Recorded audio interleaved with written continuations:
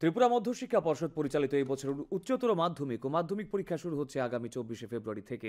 এই পরীক্ষার জন্য রেগুলার এবং এক্সটার্নাল পরীক্ষার্থীদের অনলাইনে ফর্ম ফিল আপ শুরু হচ্ছে আগামী 10 জানুয়ারি থেকে, চলবে 31 জানুয়ারি পর্যন্ত। এর জন্য সুনির্দিষ্ট ফর্ম রয়েছে। আজ ত্রিপুরা মধ্যশিক্ষা পর্ষদ ভবনে এই খবর জানিয়েছেন পর্ষদ সচিব ডক্টর দুলাল দে। তিনি বলেন, আগামী 1 ফেব্রুয়ারির মধ্যে প্রতিটি স্কুলের ভেরিফিকেশন রিপোর্ট পর্ষদে জমা দিতে হবে। মাধ্যমিকের ফর্ম ফিল আপ শুরু হবে 10 জানুয়ারি থেকে আর চলবে 31 জানুয়ারি পর্যন্ত। 31 জানুয়ারি বিকাল 5টা পর্যন্ত ওয়েবসাইট খোলা থাকবে। এর মধ্যেই স্কুল তার ডাটা এন্ট্রি করবে।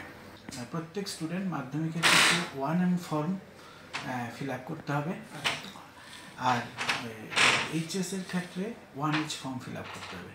ওটা নির্দিষ্ট ফর্ম দেওয়া আছে স্কুলে, জানি ওরা ফর্ম ফিল আপ করে স্কুল সেগুলো কালেকশন করে রাখবে। ওই ফর্মের ভিত্তিতেই 10 জানুয়ারি থেকে অনলাইনে ডাটা এন্ট্রি করবে। এবার আরেকটা নতুন সংযোজন আমরা করেছি, যদি কোনো স্টুডেন্ট ইন্টারনাল বা প্র্যাকটিক্যালি অ্যাবসেন্ট থাকে, এবার ক্যাপিটাল লেটারে দিতে হবে। আর বাকিদের জন্য মার্কস যেভাবে আছে